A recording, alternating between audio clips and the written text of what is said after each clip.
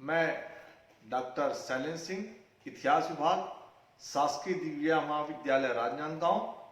मैंने अपने लेक्चर का विषय चुना है 1857 की क्रांति का स्वरूप।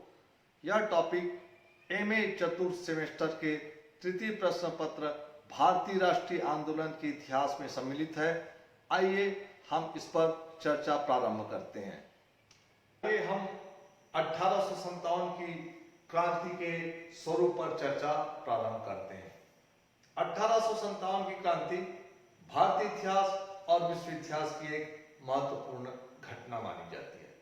जिस समय 1857 की क्रांति हुई उस समय इंग्लैंड की महारानी विक्टोरिया थी, प्रधानमंत्री लॉर्ड पॉम्पटन थे, भारत के गवर्नर जनरल लॉर्ड कैनिंग थे, प्रमुख सेनापति एडिसन थे और यह क्रांति दिल्ली, मेरठ, आगरा, इलाहाबाद इन क्षेत्रों में फैली हुई थी। 1857 की क्रांति के पश्चात उसके स्वरूप पर अनेक लोगों ने अपने अलग अलग मत व्यक्त किए हैं। अंग्रेज इतिहासकारों ने अपने अलग मत व्यक्त किए हैं और भारतीय इतिहासकारों ने अपने अलग मत व्यक्त किए हैं। और किसी भी क्रांति के लिए महत्वपूर्ण बात होती है कि उसका स्वरूप क्या है, और भारतीय दृष्टिकोण से ये एक महत्वपूर्ण बात थी। जहां तक अंग्रेज इतिहासकारों ने इस क्रांति को सैनिक विद्रोह का रूप दिया था। मॉलेसन, ट्रेविलियन, लॉरेंस सिले ये ऐसे अंग्रेज इतिहासकार थे जिन्होंने ये सिद्ध करने की कोशिश की थी कि 1857 की क्रांति केवल सैनिक विद्रोह था, इसके अलावा कुछ भी नहीं। सबसे पहले हम देखते हैं लॉरेंस ने क्या कहा था। लॉरेंस का कहना था कि क्रांति की उद्गम सेना से हुई थी और इसका तत्कालिक कारण चर्बी वाले कारतूस की घटना थी। उनका मानना है कि यह एक सैनिक विद्रोह थी, सेना के लोगों ने इसका यह विद्रोह किया था। बाद में कुछ असंतुष्ट लोग इसमें आकर शामिल हो गए। लॉरेंस का इशारा उन राजाओं के ऊपर था जो डलहौजी की हड़प नीति के शिकार हुए थे। उनका कहना था कि यह विद्रोह सेना के द्वारा किया गया था और इन लोगों ने अपने स्वार्थ के लिए ये सब राजा उसमें सम्मिलित हो गए थे और महज ये एक सैनिक विद्रोह था, सैनिक विद्रोह के अलावा कुछ भी नहीं, ये लॉरेंस का कहना था। जॉन सिले अन्य अंग्रेज इतिहासकार है, उनका कहना था यह सैनिक विद्रोह था, सैनिक विद्रोह के अलावा कुछ भी नहीं था, क्योंकि न तो कोई देशी नेता था और न इनको जनता का किसी प्रकार से कोई समर्थन प्राप्त था। मूलतः यह सैनिकों के द्वारा किया गया विद्रोह था, इस विद्रोह के अलावा कुछ भी नहीं था। वहीं टी.आर. होप्स जो है उन्होंने इसको धार्मिक संघर्ष कहा। बोले सैनिक विद्रोह नहीं था, यह केवल धार्मिक संघर्ष था। वही लॉर्ड सेलिसबरी का कथन बहुत महत्वपूर्ण था। उनका मानना था कि यह महज केवल सैनिक विद्रोह नहीं था, सैनिक विद्रोह के अलावा बहुत सारी बातें थी। उनका इशारा था कि धीरे धीरे अंग्रेजों की नीतियों की वजह से जो भारतीय जनता इनका शिकार हो रही थी, डलहौजी की हड़प नीति की वजह से राजा लोग और वहां रहने वाली प्रजा जो है अंग्रेजों का शिकार हुई थी। इसलिए यह जो था केवल सैनिक विद्रोह नहीं था, सैनिक विद्रोह के अलावा बहुत सारी अलग अलग बातें इसमें विद्यमान थी। कुछ भारतीयों ने भी अंग्रेजों की हाँ में हाँ मिलाने की चेष्टा की। इनमें नाम आता है दुर्गादास बंदोपाध्याय और सर सैयद अहमद खान। इन्होंने भी इस विद्रोह को सैनिक विद्रोह माना। कुछ अंग्रेज इतिहासकारों ने इसे मुसलमानों का षड्यंत्र माना है। इसमें नाम आता है जेम्स आउट्रम और डब्ल्यू टेलर का। इन दोनों का मानना था कि यह मुसलमानों का विद्रोह था, मुसलमानों के द्वारा किया गया षड्यंत्र था।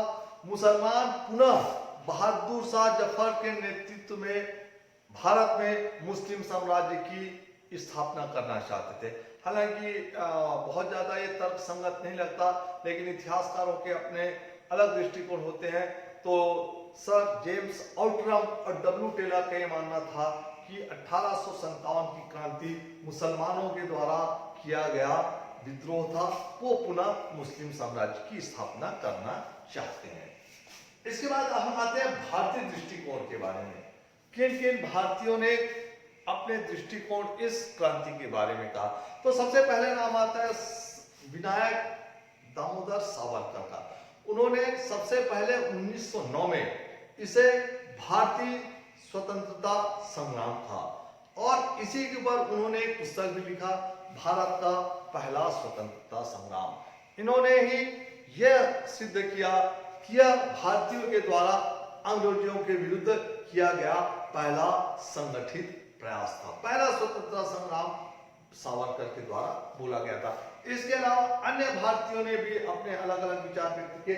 इसमें नाम आता है सूर्यनाथ सेन का। सूर्यनाथ सेन का मानना था कि इसको राष्ट्रीय संग्राम नहीं कहा जा सकता और सैनिक विद्रोह की भी संज्ञा देना गलत है। यह राष्ट्रीय आंदोलन नहीं था, सैनिक विद्रोह नहीं था, लेकिन इस बात से इनकार नहीं किया जा सकता कि भारतीयों के द्वारा अंग्रेजों के विरुद्ध यह जो आंदोलन किया गया था, वो उस आंदोलन में कहीं ना कहीं अंग्रेजों के विरुद्ध भारतीयों के मन में जो आक्रोश की भावना थी वो हमको परिलक्षित होती दिखती है। इसके अलावा आर.सी. मजूमदार, ये बहुत बड़े इतिहासकार हैं। इन्होंने कहा कि इसको स्वतंत्रता संग्राम नहीं माना जा सकता क्योंकि किसी भी देश के स्वतंत्रता संग्राम के लिए किसी लक्ष्य का होना आवश्यक होता है और इसमें हम देखते हैं कि देश के अलग अलग हिस्सों में, अलग अलग भागों में इसका स्वरूप अलग था, इसलिए हम इसको स्वतंत्रता संग्राम नहीं मान सकते। ये आर.सी. मजूमदार का मानना था। इसके अलावा शशि भूषण चौधरी, पहले तो इन्होंने कहा यह सैनिक और असैनिक दोनों विद्रोह है। पहली पुस्तक में उन्होंने अपनी सैनिक और असैनिक दोनों विद्रोह माना, लेकिन बाद में उन्होंने मान लिया कि यह प्रथम स्वतंत्रता संग्राम है। इसके अलावा बिंदालाल शर्मा का कहना था कि यह विद्रोह नहीं, जन क्रांति थी और यह जन क्रांति जो कलकत्ता से प्रारंभ होकर के दिल्ली और आसपास के क्षेत्र में फैल गई थी। इनका मानना था इस क्रांति में केवल सैनिकों ने ही विद्रोह नहीं किया था, सैनिकों के साथ राजाओं ने और राजाओं के साथ वहां की जनता ने विद्रोह किया था, इसलिए एक जन क्रांति थी। यह क्रांति व्यापक रूप से जिन क्षेत्रों में फैली, उन्होंने अंग्रेजों के नीतियों का विरोध किया था। भारतीय दृष्टिकोण में पंडित जवाहरलाल नेहरू का कथन भी महत्वपूर्ण है।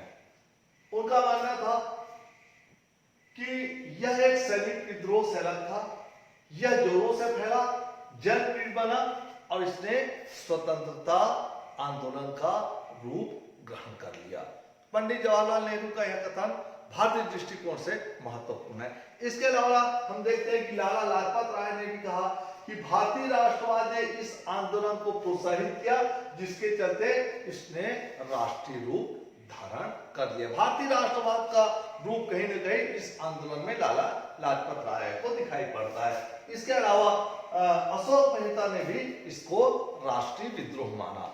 इस प्रकार से हम देखते हैं कि अंग्रेज इतिहासकारों के अपने अलग दृष्टिकोण थे, भारतीय इतिहासकारों के अपने अलग दृष्टिकोण थे, और लेकिन भारतीयों के लिए सबसे महत्वपूर्ण अगर कोई बात इसके स्वरूप को लेकर था तो डिज़रायली के द्वारा हाउस ऑफ कॉमन्स में उनका बोला गया कथन था।